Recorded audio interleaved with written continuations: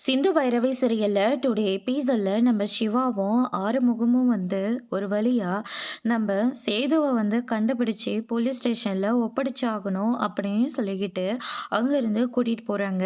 ஆமா, உன் கூட இன்னொருத்தன் இருந்தானே, அவன் எங்க அப்படின்னு சொல்லிட்டு கேட்கவும், அவன் எங்க இருக்கான்னு எனக்கு தெரியல, இங்கதான் எங்கேயாவது சுத்திக்கிட்டு இருக்கணும், அதனால எங்க இருக்கான்னு எனக்கு தெரியாது அப்படின்ற மாதிரி சொல்லிடுறாங்க. ஆறுமுகம் இருந்துட்டு, இவன் இப்போதைக்கு நம்ம கையில இருக்கான் இல்ல, இவனை முதல்ல நம்ம கோர்ட்ல ப்ரொடியூசர் பண்ணுவோம் அப்படின்னு சொல்லிட்டு அ ஆ சேதுவ கூட்டிக்கிட்டு நம்ம சிவாவும், ஆறுமுகமும் அங்கேருந்து கிளம்புறாங்க. அந்த இன்னொருத்தர் இருந்துட்டு ஸ்நேகாவுக்கு ஃபோன் பண்றாங்க. ஆனா, ஸ்நேகாவோட ஃபோன் எடுக்கிறதே கிடையாது. திரும்ப திரும்பவும் கால் பண்ணிக்கிட்டே இருக்காங்க. இவன மட்டும் போலீஸ்ல கொண்டு போய் குடுத்தா, நம்ம ஒட்டுமொத்தமா மாட்டிக்க வேண்டியதா இருக்குமே! இப்ப என்னதான் பண்றது? ஸ்நேகா மேடமும் ஃபோன் எடுக்கவே இல்ல அப்படின்னு சொல்லிட்டு ஒரு பக்கம் நெனச்சுக்கிட்டு இருக்காங்க. அதுக்கு அடுத்ததா பார்த்தீங்கன்னா, இந்த பக்கம் சஞ்சய் இருந்துட்டு, எங்களுக்கு கேஸ்ல ஒத்துழைப்பு குடுத்தா, நீங்க இங்கேருந்து போலாம். அப்படி இல்லாட்டி, நீங்க இங்கே தான் இருக்கணும். யார் கூப்பிட்டாலையும் நான் உங்கள அனுப்ப போறது கிடையாது அப்படின்ற மாரி சொல்லிறாங்க. வேற வழி இல்லாம நீங்க ரொம்ப பிரச்சனைய விலை கொடுத்து வாங்கிட்டு இருக்கீங்க. கண்டிப்பா இதுக்கு எல்லாத்துக்கும் நீங்க சேர்த்து வச்சு பதில் சொல்லணும். நாளைக்கே கூட உங்க வேலை போனாலையும் போயிரலாம் அப்படின்ற மாரி சொல்லிறாங்க. வேலை போறதெல்லாம் அப்புறமா நாங்க ஃபேஸ் பண்ணிக்கிறோம். அத பத்திலாம் எனக்கு எந்த கவலையும் கிடையாது. நான் என்ன கொலை குத்தம் பண்ணிட்டா இங்க உட்கார்ந்துட்டு இருக்கேன். இல்ல இல்லீகலா ஏதாவது பிசினஸ் பண்றேன்னா அப்படி எதுவுமே கிடையாது. என் என்னுடைய டியூட்டிய தான் நான் பண்ணிக்கிட்டு இருக்கேன். இதுல நான் யாருக்காக பயப்படணும்? என்னால யாருக்காகவும் பயப்பட முடியாது. உக்காந்து என் கேள்விக்கெல்லாம் பதில் சொல்லிட்டு, அதுக்கப்புறம் நீங்க இங்கேருந்து போகலாம் அப்படின்ற மாரி சொல்லிறாங்க. அதுக்கு அடுத்ததா பார்த்தீங்கன்னா, இவன் அனுப்புற மாரி தெரியல அப்படின்னு சொல்லிட்டு, ஸ்நேகாவும் அவங்களுடைய அப்பா உட்கார்றாங்க. உட்கார்ந்ததுக்கு அப்புறமா, அன்னைக்கு மெடிக்கல் கேம்ப்ல நீங்க போனீங்களா? அப்படின்னு சொல்லிட்டு கேட்கவும், ஆமா நாங்க அங்க போனோங்க. அப்ப நீங்க எங்கேயாவது வெளியில கிளம்பி போனீங்களா? அதாவது சிவாவும், சிந்துவும் கிளம்புனதுக்கு அப்புறமா நீங்க எங்க போனீங்க? அப்படின்னு சொல்லிட்டு கேட்கவும், நான் மெடிக்கல் கேம்ப விட்டு நான் எங்கேயுமே போக கிடையாது. நான் அந்த கேம்ப்ல தான் இருந்தேன் அப்படின்ற மாரி சொல்லிடுறாங்க. கேம்ப்ல இருந்த ஆளுக்கு எதுக்காக சிவாவும், சிந்துவும் அந்த இடத்துக்கு போனபோது, அடுத்து 10வது நிமிஷமே என்னாச்சுன்னு சொல்லி அங்க சிவா கிட்ட நீங்க கேட்டிருக்கீங்க. சாதாரண ஒரு ரோட கிராஸ் பண்ணவே நமக்கு ஜஸ்ட் ஒரு 20 நிமிஷம், 1/2 அன் ஹவர் ஆகுது. ஆனா, அவ்ளோ பெரிய மலைப்பகுதியில நீங்க எப்படி 10 நிமிஷத்துல போய் நின்னீங்க? அப்படின்னு சொல்லிட்டு ரஞ்சித் இருந்துட்டு பயங்கரமா கேள்வி மேல கேள்வியா கேட்டுக்கிட்டே இருக்காங்க.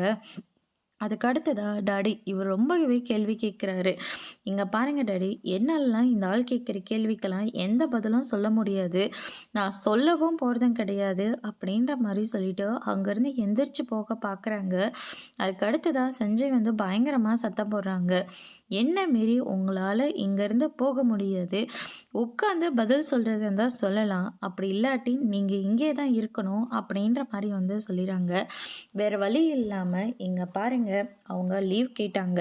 நாங்க எதுக்காக லீவ் கொடுக்கணும்? அங்க போனதே ஏழை மக்களுக்கு உதவி செய்யறதுக்காக தான்.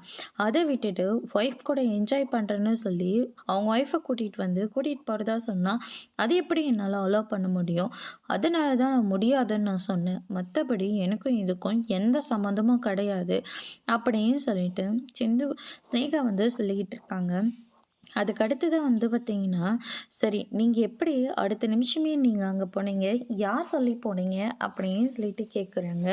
ஒரு அன்னோன் நம்பர்லேருந்து ஃபோன் வந்தது. அதனால தான் நாங்க அங்க போக வேண்டியதா போயிடுச்சு. மத்தபடி எனக்கு எந்த விஷயமும் தெரியாது அப்படின்ற மாரி சொல்லிறாங்க.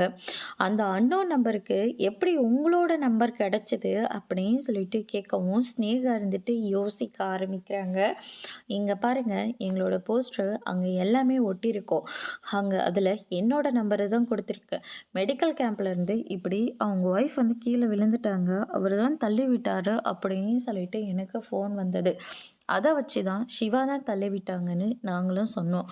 மற்றபடி இதுக்கும் எனக்கும் எந்த சம்மந்தமும் இல்லை, போகலாமா நாங்கள் அப்படின்ற மாதிரி சொல்லிடுறாங்க. இன்னும் கேஸ் முடியல அப்படின்ற மாதிரி சொன்ன உடனே டிஎஸ்பி வராரு அப்படின்ற மாதிரி சொல்லிடுறாங்க. இத கேட்ட உடனே சஞ்சய் இருந்துட்டு பயங்கரமா ஷாக் ஆகுறாங்க.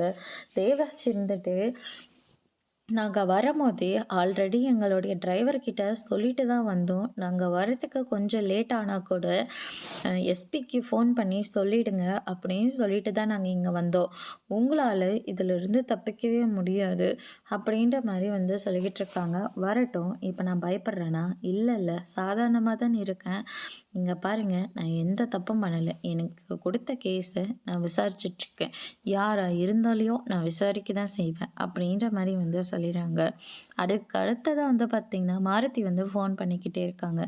"எதுக்கு இப்ப ஃபோன் பண்ணிக்கிட்டே இருக்க?" அப்படின்னு சொல்லிட்டு ஸ்னேகா வந்து கேட்கவும், ஆறுமுகமும், சிவாவும் வந்து சேதுவ வந்து அடிச்சு, விசாரிச்சு இங்கேருந்து கூட்டிட்டு போயிருக்காங்க. அதே மாரி அவங்க இருக்கிற சிசிடிவி கேமராவுல ரெக்கார்ட் பண்ணி ஹார்ட் டிஸ்க்ல எடுத்துட்டு போறாங்க.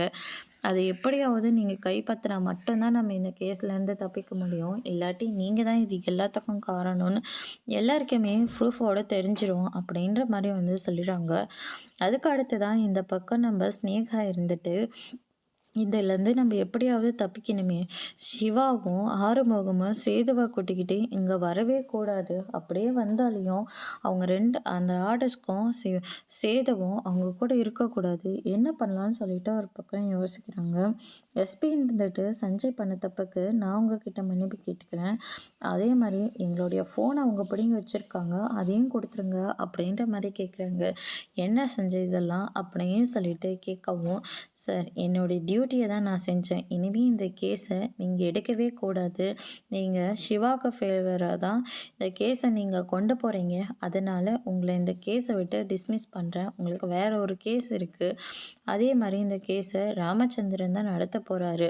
உங்கள் டீமை வந்து அவர்கிட்ட ஃபோனை கொடுக்க சொல்லுங்கள். நான் ஒரு மேலதிகாரி சொன்னால் ரெஸ்பான்ஸ் கூட அவங்க பண்ண மாட்டேங்கிறாங்க அப்படின்ற மாதிரி சொல்லி பயங்கரமாக சத்தம் போட்டுட்ருக்காங்க. உங்களோட டீமோட நீங்கள் போய் வெளியில் வெயிட் பண்ணுங்க அப்படின்ற மாதிரி சொல்கிறாங்க. ஸ்னேகா இருந்துட்டு எங்களை நீ விசாரிக்கிற, உனக்கு இதெல்லாம் தேவைதான். அதே மாதிரி உன்னை டிஸ்மிஸும் பண்ண போகிறாங்க. இங்கே இருக்கிற எல்லா ஆளுங்களையும் தூக்க போகிறாங்க அப்படின்னு சொல்லிட்டு ஸ்னேகா வந்து ஒரு பக்கம் ரொம்பவே சந்தோஷப்படுறாங்க. இந்த பக்கம் உட்காந்துட்டு இருக்கிற சிந்து, அதுக்கு அடுத்தது அன்னபூரணி, நம்ம பைரவின்னு சொல்லிட்டு எல்லாருமே இருக்காங்க.